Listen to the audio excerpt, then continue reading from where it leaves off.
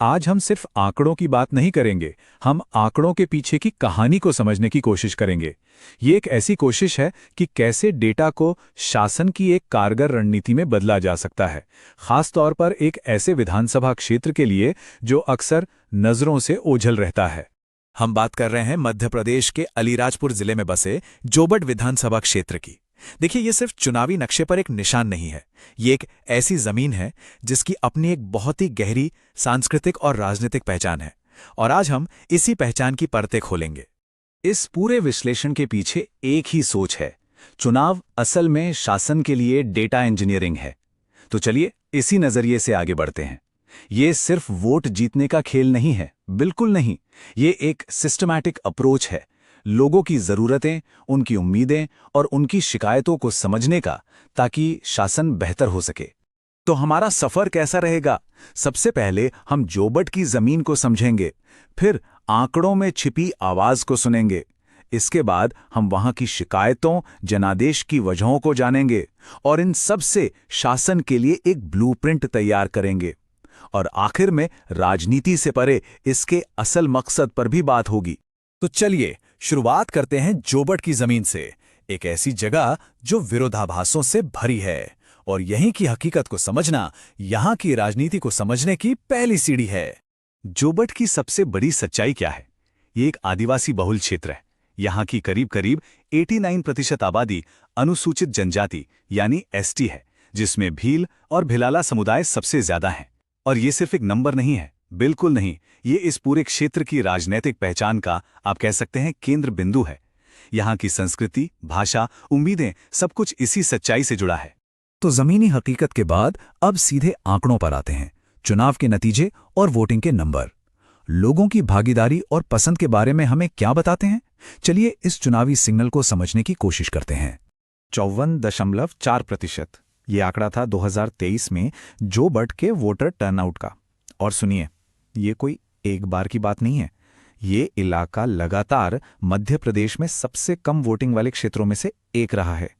यही हमारे इस विश्लेषण की सबसे बड़ी और सबसे जरूरी पहेली है। आखिर ऐसा क्यों है? ये सवाल बहुत जरूरी है।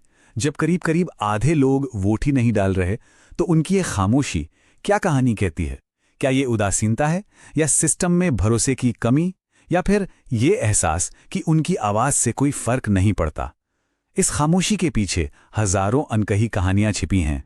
लेकिन जब लोग वोट डालते हैं तो फर्क साफ दिखता है। 2018 में आईएनसी की जीत का मार्जिन कितना था? सिर्फ 2056 वोट, बहुत ही मामूली। और 2023 में यही मार्जिन बढ़कर 38,757 वोटों का हो गया। सोचिए, एक छोटी सी जीत से एक तरफा जीत। साफ है, कुछ तो बहुत बड़ा बदला था। तो सवाल उठता है कि आखिर बदला क्या था? जवाब के लिए हमें आंकड़ों से आगे बढ़कर लोगों की जिंदगी में झांकना होगा। उनकी असल शिकायतें क्या हैं? कौन सी परेशानियां हैं जो उनके गुस्से को बढ़ा रही हैं? यही है वो अनकहा जनादेश जिसे हमें समझना है। तो देखिए, जोबट की कुछ सबसे बड़ी समस्याएं क्या हैं। पहली, बेरोजगारी और पलायन। करीब 22% वोटर काम के लिए बाहर जाते हैं। दूसरी, आदिवासी अधिकार। छठी अनुसूची और पैसा कानून को लागू करने की मांग बहुत पुरानी है। ये वो कानून है जो आदिवासी समाज को उनके जल, जंगल, जमीन पर हक देते हैं। फिर भ्रष्टाचार। हाल के आंगनवाड़ी भर्ती घोटाले ने भरोसे को बहुत तोड़ा है। और बुनियादी सुविधाएं तो है ही, खराब स्कूल, सेहत की कमी, टूटी फूटी सड़कें, ये सब रोज की जिंदगी के संघर्ष हैं। और इन्हीं संघर्षों से राजनीतिक फैसले निकलते हैं।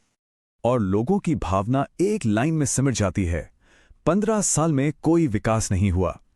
ये सिर्फ एक लाइन नहीं है, ये जमीन पर मौजूद गहरी निराशा की आवाज है। ये शिकायत से ज्यादा सिस्टम पर सुनाया गया एक फैसला है। और यहीं पर एक स्वस्थ लोकतंत्र की नींव सामने आती है। जब लोग जिम्मेदारी के साथ अपनी बात रखते हैं, अपनी शिकायतें बताते हैं, तो वो सिर्फ अपनी परेशानी नहीं बता रहे होते, वो अपने नागरिक होने का हक जता रहे होते हैं। और इसी आवाज को सुनना और उसे सम्मान देना हर नागरिक की गरिमा को पक्का करता है। तो हमने शिकायतें समझ ली। अब जरा ये देखते हैं कि इस बड़े बदलाव के पीछे सिस्टम के कौन से कारण थे। ये सिर्फ चेहरों की कहानी नहीं थी, इसके पीछे पूरी राजनीतिक मशीनरी काम कर रही थी। चलिए इस जनादेश की बनावट को समझते हैं। चलिए 2018 और 2023 की स्थिति को आमने सामने रखते हैं। 2018 में क्या था? मुकाबला कई कोनों में बटा हुआ था। 2023 में लड़ाई सीधी बीजेपी बनाम कांग्रेस हो गई। 2018 में बीजेपी स्थानीय सत्ता में थी। 2023 तक उनके खिलाफ एक एंटी इनकम्बेंसी यानी सत्ता विरोधी लहर बन गई थी। और ऊपर से आंगनवाड़ी घोटाले जैसी घटनाओं ने लोगों के गुस्से को और हवा दे दी। इन सब वजहों ने मिलकर उस बड़े बदलाव की जमीन तैयार कर दी। तो अब तक हमने समस्या को समझा, अब बात करते हैं समाधान की। इन सारी जानकारियों को एक एक्शन प्लान, एक कारगर रणनीति में कैसे बदला जाए। चलिए शासन के इस ब्लूप्रिंट पर नजर डालते हैं। किसी भी सफल अभियान के लिए एक सिस्टमैटिक प्लान बहुत जरूरी है। जैसे ये 90 दिन की रणनीति। देखिए, पहले 30 दिन यानी D90 से D60 तक सही कैंडिडेट चुनना और बूथ का आकलन करना। फिर अगले 30 दिन बड़े नेताओं के दौरे और डिजिटल कैंपेन से माहौल बनाना। और आखिरी 30 दिन पूरी ताकत जमीन पर लोगों को पोलिंग बूथ तक लाने में झोंक देना। हर फेज का अपना एक खास मकसद है। पर इस पूरी रणनीति का चेहरा कौन होगा? एक जमीनी आदिवासी नेता। वो कैसा होना चाहिए? जिसे भीली भिलाली बोलियां आती हों, जिसकी छवि ईमानदार हो, जिसे पीसा जैसे आदिवासी कानूनों की गहरी समझ हो। एक ऐसा नेता जो आदिवासी अस्मिता का प्रतीक हो और जिसके पास विकास का एक साफ विजन हो। लीडरशिप असली होनी चाहिए, अपनी जमीन से जुड़ी हुई। तो इस पूरे ब्लूप्रिंट को हम 4 पिलर्स पे खड़ा कर सकते हैं। पहला, प्रामाणिक लीडरशिप यानी एक सच्चा जमीनी कैंडिडेट। दूसरा, एक दमदार नैरेटिव जिसमें आदिवासी सशक्तिकरण, नौकरी और विकास की बात हो। तीसरा, जमीनी मोबिलाइजेशन, खासकर कम वोटिंग वाले गांव और बाहर काम कर रहे वोटर्स पर फोकस। और चौथा, डिजिटल एम्प्लीफिकेशन यानी व्हाट्सएप और फेसबुक पर लोकल भाषा में अपनी बात पहुंचाना। लेकिन डिजिटल दुनिया में काम करते हुए एक बुनियादी बात हमेशा याद रखनी चाहिए।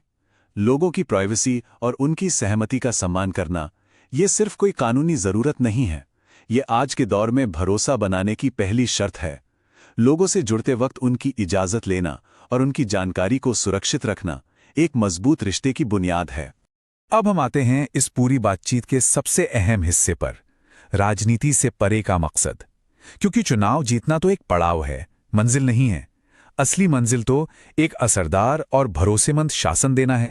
तो सबसे बड़ा सवाल यही है कि एक चुनावी जीत को लोगों की जीत में कैसे बदला जाए। ये राजनीति की सबसे बड़ी चुनौती है और इसका जवाब ही इसका असली मकसद तय करता है।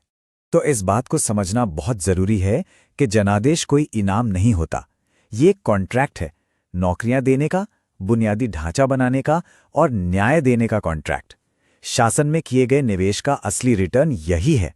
जब डेटा पर आधारित राजनीति लोगों की जिंदगी में असल और दिखने वाला सुधार लाती है, तभी भरोसे और जवाबदेही का चक्र पूरा होता है।